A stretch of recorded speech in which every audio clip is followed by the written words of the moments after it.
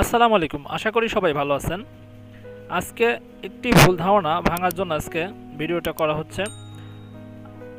গাপ্পি মাছ আসলে কতদিন বয়সে আর কতদিন পর পর বাচ্চা দিতে সক্ষম? আসলে আপনাকে জানতে হবে গাপ্পি মাছ প্রথমে কতদিন বয়সে প্রজনন করার উপযোগী হয়। গাপ্পি মাছ সর্বনিম্ন 70 থেকে 90 দিন বয়স হলে এটা পূর্ণাঙ্গ অ্যাডাল্ট হয় এবং প্রজননের উপযোগী হয়। আর যখন একটি গাপ্পি আরেকটি গাপ্পির সাথে প্রজনন করে অর্থাৎ মিলন করে 8 থেকে 10 দিন ডিমগুলা নিষিক্ত হতে সময় লাগে।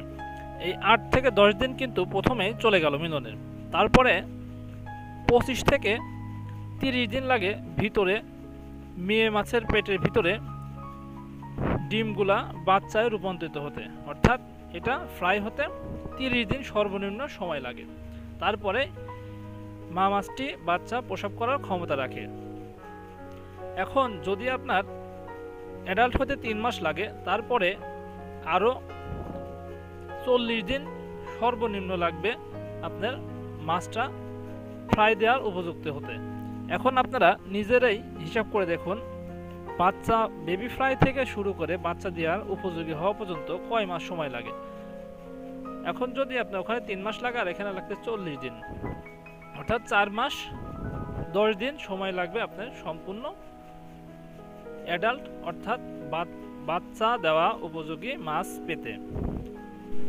আবার বাচ্চা দেওয়া মা মাছটা 8 থেকে 10 দিন লাগবে এই বেবি প্রসবের ধকল কাটিয়ে উঠতে, অর্থাৎ আবার পুনর্প্রজনন করার উপযোগী হতে। এখন আপনারা নিজেরাই বুঝতে পারছেন সর্বনিম্ন 45 থেকে 50 দিন লাগবে বাচ্চা দিতে, অর্থাৎ 45 থেকে 50 দিন অন্তর অন্তর আপনার গাপ্পি নিয়মিত বাচ্চা দিতে সক্ষম থাকবে। আশা করি বিষয়টি বুঝতে পারছেন।